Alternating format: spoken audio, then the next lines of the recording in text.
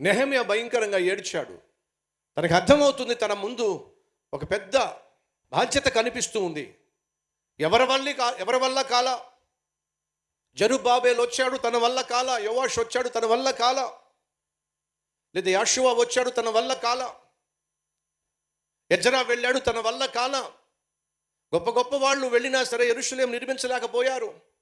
ఎప్పుడు నిర్మించబడుతుంది, ఎలా నిర్మించబడుతుంది, ఎవరు నిర్మిస్తారు అనేటటువంటి ఎన్నో ప్రశ్నలు తను ఉక్కిరి బిక్కిరి చేస్తున్నప్పుడు తను చేయగలిగింది ఏమిటాయా అంటే, నా చేతుల్లో ఏముంది ప్రభు, నేను కేవలం ఇక్కడ ఏదో ఉద్యోగం చేసుకుంటున్నా రాజు దగ్గర, ఏదో విధంగా పట్టణం నిర్మించబడాలి, ఏదో విధంగా ప్రజల జీవితాలు బాగుపడాలి అని చెప్పి కన్నీరు ముర్రు ప్రార్థన చేస్తున్నప్పుడు దేవుడు అన్నాడు, ఎవరో వస్తారు, ఎవరో బాగు చేస్తారని నా సన్నిధిలో ప్రార్థన చేస్తున్నావు నెహెమ్యా, ఆ బాధ్యత నేను నీకే ఇస్తున్నా.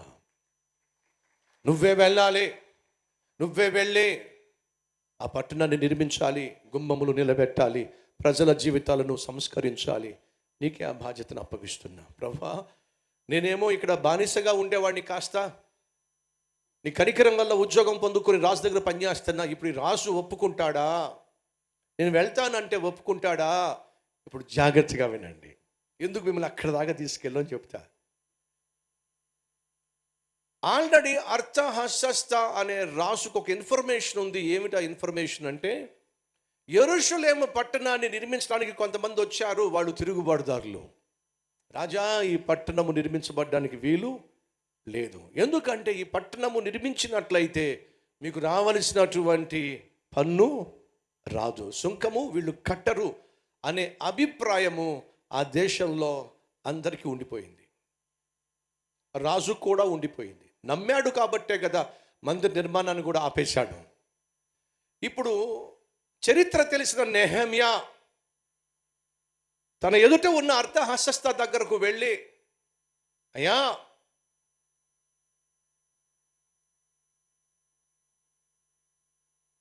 యెరూషలేము మందిరాన్ని కట్టడానికి, యెరూషలేము నగరాన్ని కట్టడానికి, యెరూషలేము నగరాన్ని మళ్ళా నిర్మించడానికి నాకు పర్మిషన్ ఇవ్వండి అయ్యా అని అంటే ఇస్తాడా? ఇవ్వడు. యెరూషలేము పట్ల అభిప్రాయము, యెరూషలేమునకు వ్యతిరేకంగా ఉన్నటువంటి అభిప్రాయాన్ని మార్చగలడా? ఆ విషయాన్ని నేను ప్రస్తావిస్తే పర్మిషన్ ఇస్తాడా? ఛాన్స్ లేదయ్యా. నాకు తెలిసి పర్మిషన్ ఇవ్వడయ్యా. నాకెందుకు అసాధ్యంగా కనిపిస్తుంది. ఈరోజు మీ జీవితంలో ఏదైనా అసాధ్యంగా కనిపిస్తుందా? ఇంతకు ముందున్న వాళ్ళకి సాధ్యం కాల, అంతకు ముందున్న వాళ్ళకి సాధ్యం కాల, మా బంధువుల్లో ఎవరికి సాధ్యం కాల, నాతో పాటు చదువుకున్న వాళ్ళు ఎవరికి సాధ్యం కాల, నా సీనియర్స్కి సాధ్యం కాల, నాతో ఉద్యోగం చేసే వాళ్ళకి సాధ్యం కాల, మా కుటుంబంలో ఎవరి వల్ల సాధ్యం కాల, నా వల్ల ఏమవుతుంది ప్రభువా? ఈరోజు ఏదైనా నీ జీవితంలో ఒక సమస్య నా వల్ల ఏమవుతుందని నీకు అనిపిస్తుందా? నేనేమాత్రపు వాడిని, నేనేమాత్రపు దానిని, నా వల్ల ఏమవుతుంది ప్రభువా? సమస్య చాలా పెద్దది, నా ఎదుట ఉన్నటువంటి పరిస్థితి చాలా తీవ్రమైంది, దాన్ని ఎలా నేను జయించగలను, నా వల్ల ఏమవుతుంది అని నీకు అనిపిస్తుందా? అయితే వినో అన్నాడు నెహెమ్యా కూడా అదే అనిపించింది. నా వల్ల ఏమవుతున్నాయా? ఈ రాజు ఒప్పుకుంటాడా? ఇది జరిగే పనేనా అనేటటువంటి సందిగ్ధ స్థితి తనకు వచ్చినప్పుడు తను చేసిందల్లా ఏమిటో తెలుసా? చెప్పండి. ప్రార్థన, ప్రార్థన, ప్రార్థన, ప్రార్థన, ప్రార్థన, ప్రార్థన. ప్రార్థన మనిషికి ఏమి నేర్పిస్తుందో తెలుసా? దేవుని జ్ఞానము కలిగి నడుచుకోవడం నేర్పిస్తుంది. నెహెమ్యా చేసిన ప్రార్థన నెహెమ్యాకు జ్ఞానాన్ని ఇచ్చింది. ఏది మాట్లాడాలి, ఏది మాట్లాడకూడదు అనే వివేకాన్ని ఇచ్చింది, విచక్షణ దయచేసింది. ఎంత తెలివిగా మాట్లాడుతున్నాడో చూడండి. నా పితరులు సమాధులుండు పట్టణము పాడైపోయి దాని గుమ్మములను అగ్ని చేత కాల్చబడి ఉండగా నాకు దుఃఖ ముఖము లేకపోవునా అని రాజుతో అంటేని ఎక్కడ యెరూషలేము ప్రస్తావన తీసుకురాలా? ఎందుకు తీసుకురాలేదు చూపించా కదా. ఎజ్రా 4వ అధ్యాయం 12వ వచనంలో గతంలో యెరూషలేము పట్టణ నిర్మాణ విషయంలో ఆటంకాలు వచ్చినాయి, అభ్యంతరాలు వచ్చినాయి, తప్పుడు ప్రచారం జరిగింది. అదే ఆ రాజ్యంలో రాజుల యొక్క మనసుల్లో మిగిలిపోయింది. యెరూషలేమా, అస్సలు దాన్ని నిర్మించడానికి వీలు లేదు. నిర్మించారంటే వాళ్ళు తిరుగుబాటు చేస్తారట, పన్నులు కూడా కట్టరట, సుంకం కూడా కట్టరట అనే అభిప్రాయం అక్కడ ఉండిపోయింది. సో ఇప్పుడు రాజు కలిగి ఉన్న అభిప్రాయాన్ని మార్చటం, రాజు తన మనస్సును మార్చుకొని ఏ యెరూషలేము పట్టణం అయితే కట్టకూడదు అని చెప్పేసి రాజులు నిర్ణయం తీసుకున్నారో వాళ్ళు ఇప్పుడు కట్టడానికి ముందుకు రావాలి అని అంటే అది అసాధ్యం. కానీ ప్రార్థన సమస్తాన్ని సాధ్యపరుస్తుంది. మనం ప్రార్థనలు చేస్తున్నాం, కానీ ఎలా చేస్తున్నాం? మన జీవితాల్లో మనం ఇతరులతో మాట్లాడుతున్నాం, కానీ ఎలా మాట్లాడుతున్నాం? మీరు మాట్లాడే మాటలు సమస్యను పరిష్కరించే విధంగా ఉండాలే కానీ కొత్త సమస్యలు తెచ్చుకునే విధంగా ఉండకూడదు. మనలో చాలామంది మాట్లాడితే సమస్యలు పెరిగిపోతాయి, కొంతమంది మాట్లాడితే సమస్యలు తరిగిపోతాయి. నెహెమ్యా మాట్లాడితే సమస్యలు తరుగుతాయి. ఎందుకంటే తను వివేకముతో కూడిన ఆత్మీయుడు కాబట్టి. ఈరోజు నీ జీవితంలో ఏదైనా అసాధ్యంగా కనిపిస్తుందా? అది నా వల్ల కాదు అనిపిస్తుందా? అయితే మనం ప్రభువుకు ప్రార్థన చేద్దాం. దాన్ని అసాధ్యంగా కనిపించే దాన్ని దేవుడు ఏం చేస్తాడు? సాధ్యపరుస్తాడు. రండి కలిసి ప్రార్థన చేద్దాం. ప్రతి ఒక్కరూ ఏ సమస్య నువ్వు తీసుకొచ్చావో, ఏది నీ దృష్టిలో అసాధ్యంగా కనిపిస్తుందో, ఏది నా వల్ల కాదు అని నీకు అనిపిస్తుందో, ఇది జరగదు అనుకుంటున్నావో ఒక్కసారి దాన్ని తీసుకొచ్చి ప్రభువుకు చెప్పు. ఏ పట్టణము నిర్మించబడ్డం అసాధ్యమో, ఏ పట్టణము నిర్మించడానికి రాజుగారి పర్మిషన్ లేదో ఆ పట్టణాన్ని నిర్మించటం నెహెమ్యాకు సాధ్యమా? సాధ్యం కాదు, అసాధ్యం. అసాధ్యాన్నే చెయ్యమని దేవుడు నెహెమ్యాకు పనిని పురమాయించాడు. సహోదరుడా, సహోదరి, దేవుడు నీకు ఏదైనా పనిని కానీ పరిచర్యను కానీ అప్పగిస్తే సాదాసీదా వాటిని అప్పగించడో, అసాధారణమైన పనినే అప్పగిస్తాడు, అసాధారణమైన బాధ్యతలనే అప్పగిస్తాడు, అసాధ్యంగా కనిపించేటటువంటి దానినే నీకు అప్పగిస్తాడు. ఎందుకని? సాదాసీదవి నీకు అప్పగిస్తే ఎవరైనా చేస్తారు, నువ్వు చేస్తావు. కానీ అసాధారణమైన వాటిని, అసామాన్యమైన వాటిని, అసాధ్యంగా కనిపించే వాటిని నీ చేతికి అప్పగిస్తున్నాడు దేవుడు. అంటే కారణం తెలుసా? నువ్వు నీ ఆత్మీయతను మరింతగా బలపరుచుకొని, నువ్వు నీ ఆత్మీయతను మరింతగా దృఢపరుచుకొని, దేవుని మీద మరింతగా నువ్వు ఆధారపడి, నువ్వు కలిగి ఉన్న అద్భుతమైన ఆత్మీయ పరిపక్వతతో ఆ సమస్యలను సాధ్యపరుచుకోవాలి అనేది దేవుని ఉద్దేశం. కాబట్టి నీకు ఆ పరీక్షా సమయాన్ని ఇచ్చాడు. అసాధ్యంగా కనిపించే పరిస్థితులను దేవుడు నీకు ఇచ్చాడు. సాధ్యపరచుకోవాలి అని అంటే ప్రార్థన మాత్రమే మార్గం. సాధారణమైన వాటిని నువ్వేమిటి ఎవరైనా చేయగలరు, కానీ అసాధారణమైన వాటిని, అయ్యా వింటున్నావా, దేవుడు నీ ముందుకు తీసుకొస్తాడు నువ్వు సాధ్యపరచాలని. అప్పుడే కదా దేవుడు ఎంత గొప్పవాడో నలుగురు తెలుసుకునేది.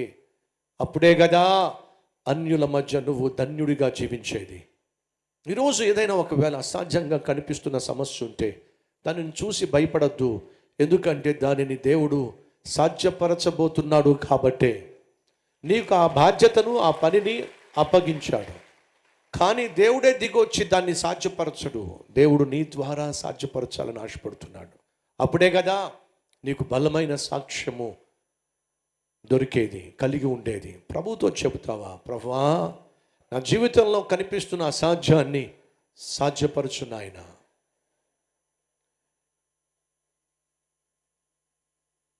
అయోగ్యుడైన నన్ను వాడుకొని అసాధ్యముగా కనిపిస్తున్న దానిని సాధ్యపరచయ్యా. అప్పుడే కదా నా విశ్వాసము దృఢపడేది, అప్పుడే కదా నా సాక్ష్యము బలపడేది, అప్పుడే కదా ప్రజలు నన్ను నమ్మేది. అయ్యా నా జీవితంలో అసాధ్యాలు చాలా ఉన్నాయి, ఆయన సాధ్యపరుచయ్యా, సాధ్యపరుచయ్యా, సాధ్యపరుచయ్యా. గతాన్ని చూస్తే భయం వేస్తుందయ్యా, చుట్టూ చూస్తే భయం వేస్తుందయ్యా. నాయనా ఇది నా వల్ల కాదు అనిపిస్తుందయ్యా, నా జీవితంలో జరగదు అనిపిస్తుందయ్యా, నా కుటుంబంలో ఇది సాధ్యం కాదు అనిపిస్తుందయ్యా. ఏది ఈరోజు అసాధ్యం అనిపిస్తుందో తండ్రి నీ మహా కనికరము ద్వారా, కృప ద్వారా, అదృశ్య హస్త బలము ద్వారా అయ్యా సాధ్యపరుచయ్యా, సాధ్యపరుచయ్యా, సాధ్యపరుచయ్యా, సాధ్యపరుచయ్యా. మా కుటుంబంలో ఏది అసాధ్యముగా ఉందో అది నీకు బాగా తెలుసు నాయనా.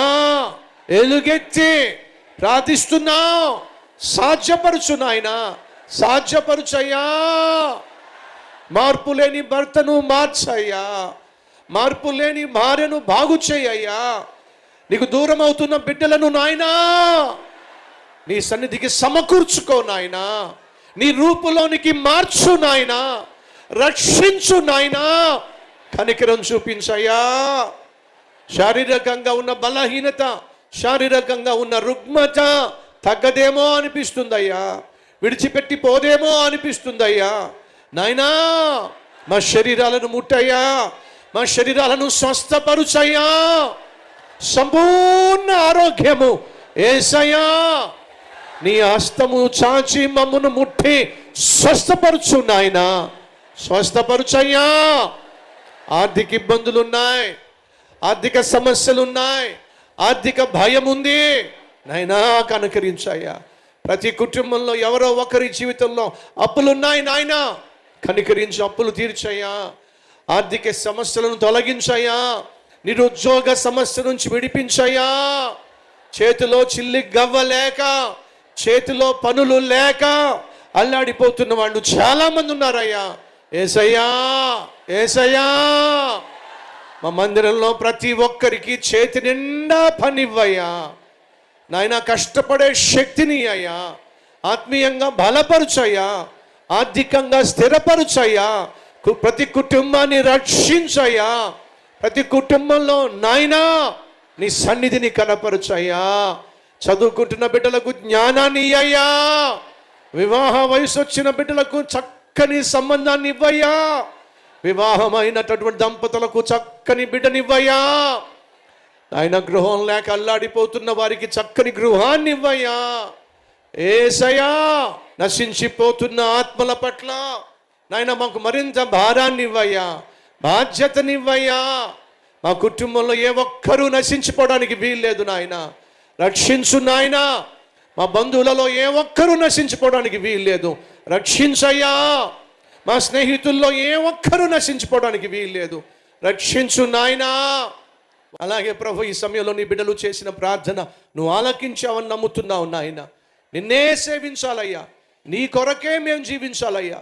మా బిడ్డలు, మా బిడ్డల బిడ్డలు, మా బిడ్డల బిడ్డల బిడ్డలు ప్రభువా నీ కాడి మోయాలి నాయన, నీ రాజ్యాన్ని వ్యాప్తి చేయాలయ్యా.